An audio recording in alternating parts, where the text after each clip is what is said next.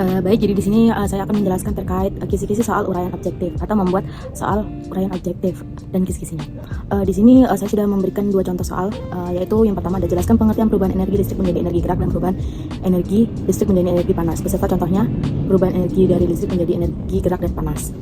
Nah, jadi di sini itu soal uraian objektif, yaitu soal uraian yang jawabannya itu sudah pasti itu atau sudah jawabannya itu tidak lain dari pertanyaan yang ditanyakan. Jadi misalkan yang ditanya di sini adalah energi listrik, maka jawabannya harus energi listrik, terkait energi listrik, ataupun di sini tadi ada energi gerak.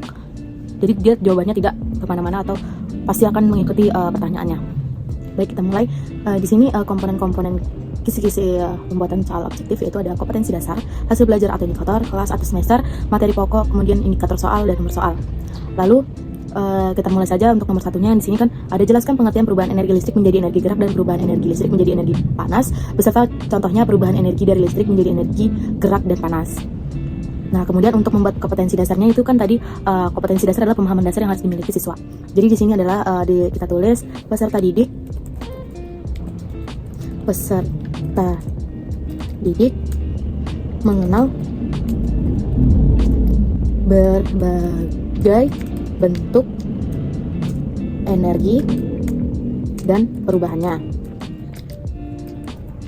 Lalu untuk hasil belajar atau indikatornya tadi seperti yang pertama, yaitu capaian pembelajaran yang dimiliki siswa setelah memahami materi atau setelah diberikan tugas.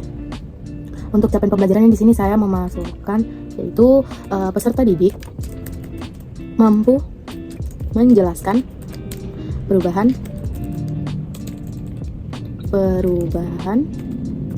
bentuk energi. Untuk kelas atau semesternya di sini kelasnya yaitu kelas 3 semester 2. Materi pokoknya adalah perubahan energi. Lalu untuk indikator soalnya di sini disajikan sebuah soal. Soalnya yaitu soal uraian objektif. Soal uraian objektif mengenai materi yaitu perubahan energi. Lalu di nomor 1 tadi peserta didiknya diminta untuk apa? Diminta untuk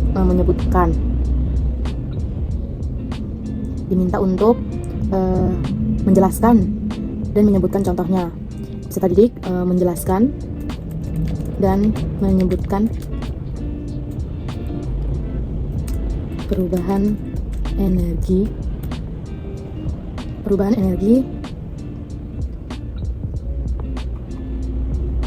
listrik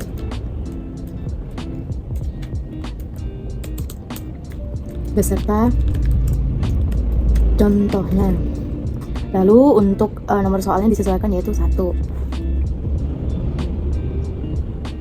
Nah, jadi di sini kan tadi soal nomor 1 adalah jelaskan pengertian perubahan energi listrik menjadi energi gerak dan perubahan energi listrik menjadi energi panas, beserta contohnya perubahan energi dari listrik menjadi energi gerak dan panas.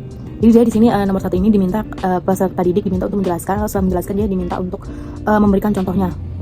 Jadi untuk KD-nya itu atau kompetensi dasarnya adalah peserta didik mengenal berbagai bentuk energi dan perubahannya. Lalu untuk capaian pembelajarannya, peserta didik mampu menjelaskan perubahan bentuk energi. Untuk kelas dan semesternya itu kelas 3 semester 2. Lalu materi pokoknya itu adalah perubahan energi. Kemudian indikator soalnya itu disajikan sebuah soal uraian objektif mengenai materi perubahan energi. Peserta didik dapat menjelaskan dan menyebutkan perubahan energi listrik serta contohnya. Untuk nomor soalnya itu nomor 1. Kemudian untuk nomor 2. Nomor 2 di sini pertanyaannya adalah sebutkan organ-organ utama dalam sistem peredaran darah dan fungsinya. Jadi di sini kita menuliskan KD-nya. KD-nya yaitu peserta didik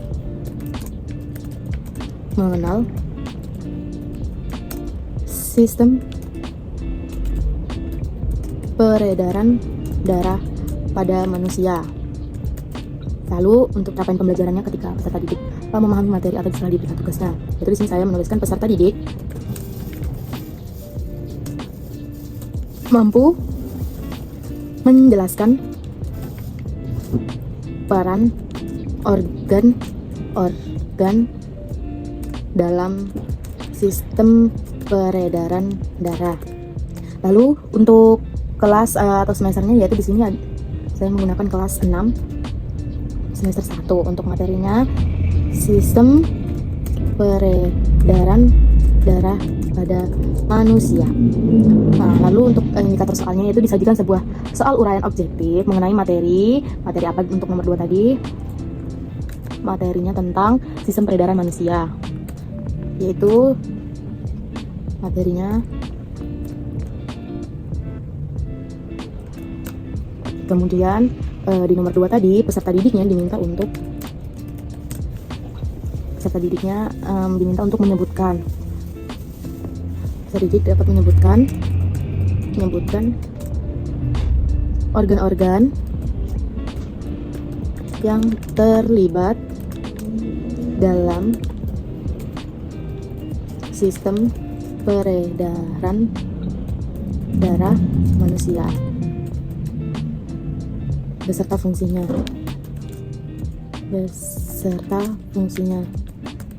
Oke, lalu untuk nomor soalnya berarti nomor 2.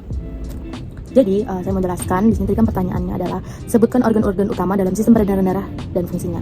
Jadi untuk kompetensi dasar untuk pemahaman dasar siswa adalah peserta didik mengenal sistem peredaran darah pada manusia. Kemudian untuk capaian pembelajarannya adalah peserta didik mampu menjelaskan peran organ-organ dalam sistem peredaran darah. Untuk kelasnya yaitu kelas 6 semester 1. Kemudian untuk materinya adalah sistem peredaran darah pada manusia. Kemudian untuk indikator soalnya adalah disajikan sebuah soal uraian objektif mengenai materi sistem peredaran darah pada manusia.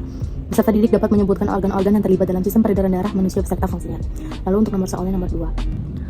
Baik, jadi di sini saya akan menjelaskan terkait pedoman pensukaran soal uraian objektif. Tadi kan sebelumnya saya sudah menjelaskan tentang kisi-kisi pembuatan soal uraian objektif. Di sini saya akan menjelaskan pedoman pensukarannya. Jadi di sini ada untuk komponennya adalah kriteria jawaban, skor. Jadi misalkan tadi kan nomor 1, jika dia tidak menjawab sama sekali maka skornya 0. Jika dia tidak menjawab contohnya hanya 1 maka skornya ada 5. Kemudian jika dia menjawab kipas angin dan mixer atau menyebutkan contohnya hanya 2 maka dia mendapatkan skor 10. Kemudian jika dia menjawab contohnya itu ada 3, skornya 15. Tetapi jika dia menjelaskan serta menyebutkan contohnya maka skornya adalah 20.